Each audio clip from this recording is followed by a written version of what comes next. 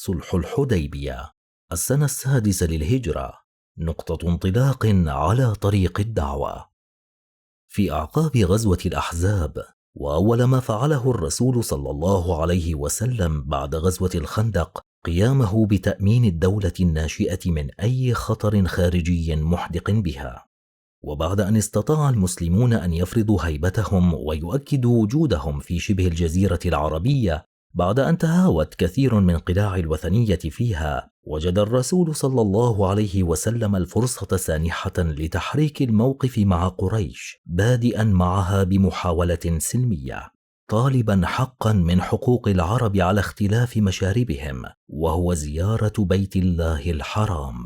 فبعد عودة الرسول صلى الله عليه وسلم من غزوة بني المصطلق، أقام بالمدينة شهري رمضان وشوال، ثم رأى في منامه أنه يتجهز ليدخل البيت الحرام معتمرا.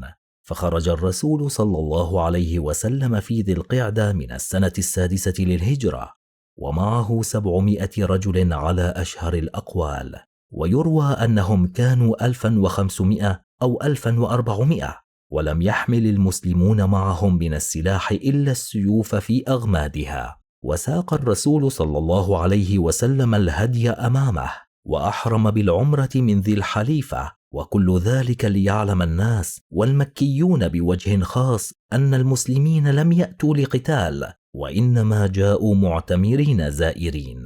وعلمت قريش بتحرك المسلمين، فجمعت العدد والعدة، وخرجوا لملاقاة المسلمين وصدهم.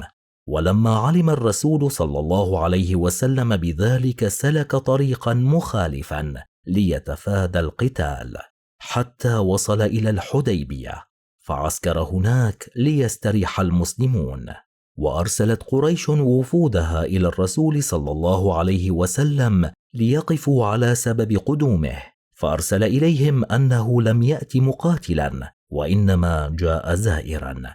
ثم أرسل الرسول صلى الله عليه وسلم إلى قريش عثمان بن عفان ليقنعهم بأن الرسول صلى الله عليه وسلم لم يأت لحرب، ولكن قريشا لم تقتنع بسفارة عثمان بن عفان، بل احتجزته عندها طويلا، وأشيع أن عثمان قد قتل.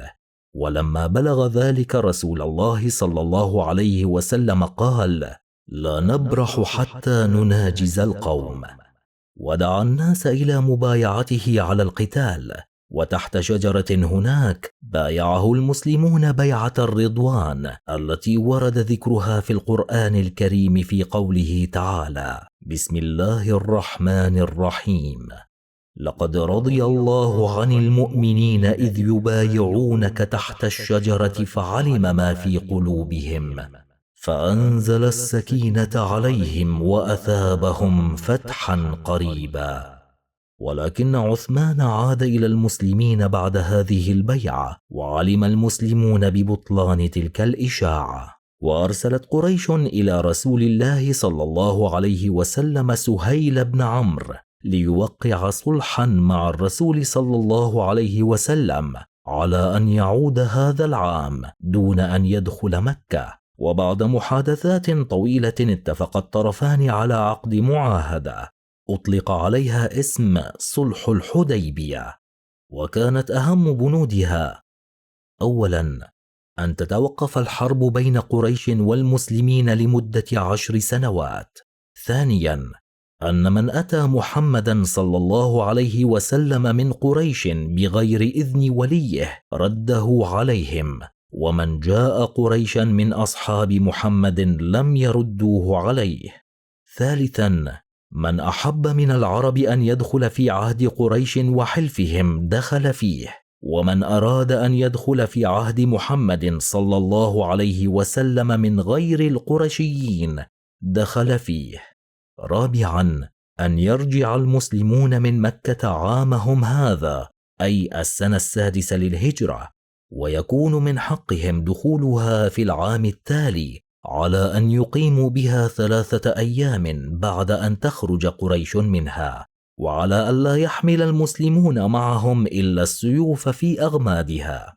وبناء على هذا الصلح دخلت خزاعة في عهد رسول الله صلى الله عليه وسلم، بينما دخلت قبيلة بني بكر في عهد قريش. وأمر الرسول صلى الله عليه وسلم علي بن أبي طالب أن يكتب شروط هذا الصلح، ورفض ممثل قريش أن تبدأ الوثيقة بعبارة بسم الله الرحمن الرحيم، وقال لا أعرف هذا، فاتفقوا على أن تبدأ بعبارة باسمك اللهم. كما اعترض ممثل قريش على وصف الرسول بأنه رسول الله، وقال للرسول لو شهدت أنك رسول لم أقاتلك، ولكن اكتب اسمك واسم أبيك. فوافقه الرسول صلى الله عليه وسلم على ذلك أيضا، وطلب من علي أن يكتب هذا ما صالح عليه محمد بن عبد الله سهيل بن عمرو.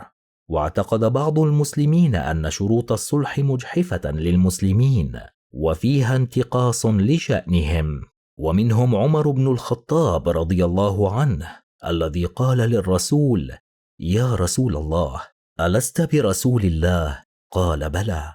قال أولسنا بالمسلمين؟ قال بلى. قال أوليسوا بالمشركين؟ قال بلى. قال فعلام نعطي الدنية في ديننا؟ فقال أنا عبد الله ورسوله ولن أخالف أمره وهو لن يضيعني. لقد كان الرسول صلى الله عليه وسلم أكثر دراية وعلما بالنتائج الإيجابية لهذا الصلح، فلم يوافق على هذه البنود إلا لعلمه أنها في صالح المسلمين. فأما الهدنة مع قريش وحقن الدماء بين الجانبين فقد كان في صالح المسلمين، حيث آتت فترة الهدوء ثمارها، فاستغل المسلمون فترة الهدوء في نشر الإسلام، ودخل في الإسلام منذ صلح الحديبية في السنة 6 للهجرة حتى فتح مكة في السنة 8 للهجرة أكثر مما دخل فيه من قبل، كما في رواية ابن هشام الذي يذكر أن الرسول صلى الله عليه وسلم جاء إلى الحديبية ب1400 رجل، بينما دخل مكة فاتحا بعد ذلك بعامين في 10,000. كما أن من ارتد عن الإسلام إلى الكفر فلا خير فيه، ومن الأفضل للمسلمين ألا يكون بين صفوفهم. وأما تمسك قريش بأن من جاء إلى الرسول صلى الله عليه وسلم دون إذن وليه يرده الرسول صلى الله عليه وسلم إليهم، فقد جاء هذا الشرط سهما يوجه إلى صدور القريشيين، ذلك أن بعض من ردهم الرسول صلى الله عليه وسلم بعد أن أسلموا لم يعودوا إلى قريش، وإنما ظلوا في الصحاري يهددون تجارة قريش ويقتلون كل من ظفروا به منهم، مما دفع قريشا إلى أن ترجو الرسول صلى الله عليه وسلم ألا يرد إليهم من جاء إليه مسلما، وإن خالف ذلك بنود الاتفاق المعقود بين الجانبين. وفضلا عن النتائج العظيمة لصلح الحديبية سابقة الذكر، فإن صلح الحديبية نص بطريق غير مباشر على اعتراف قريش لأول مرة بالرسول صلى الله عليه وسلم على أنه ندها، بعد أن كانت تنظر إليه من قبل على أنه ثائر خارج على الشرعية. وهذا الاعتراف الضمني هو اعتراف ضمني أيضا بأن الدين الإسلامي دين ذو كيان وتأثير في شبه الجزيرة العربية، فضلا عن اعترافه ضمنيا بالدولة الإسلامية الناشئة كقوة لها كيانها وذاتيتها. وكانت للهدنة مع قريش أثرها في أن يوجه الرسول صلى الله عليه وسلم نظره لتأمين الدولة الإسلامية من خطر اليهود في خيبر وفدك وتيماء ووادي القرى على نحو ما ذكرت من قبل، كما أرسل رسائله إلى زعماء القبائل داخل شبه الجزيرة العربية وإلى ملوك الدول المعاصرة له خارج شبه الجزيرة العربية يدعوهم فيها إلى الإسلام، فأرسل إلى المقوقس في مصر، وإلى كسرى الفرس، وإلى قيصر الروم، وإلى النجاشي في الحبشة وغيرهم. وبعد مرور عام من صلح الحديبية، أي في ذي القعدة من السنة 7 للهجرة، خرج المسلمون يتقدمهم رسول الله صلى الله عليه وسلم لأداء العمرة قضاء عن العمرة السابقة، فسميت عمرة القضاء.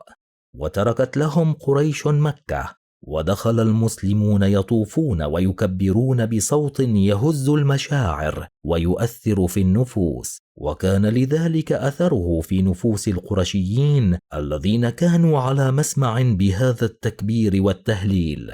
ومن ثم لم يمض على عمرة القضاء إلا وقت قصير حتى دخل في الإسلام 3 من سادة قريش كان لإسلامهم أثر كبير في تثبيت دعائم الدولة الإسلامية، وهؤلاء هم خالد بن الوليد وعمرو بن العاص وعثمان بن طلحة، حيث قدموا إلى المدينة مسلمين في أول صفر من السنة 8 للهجرة.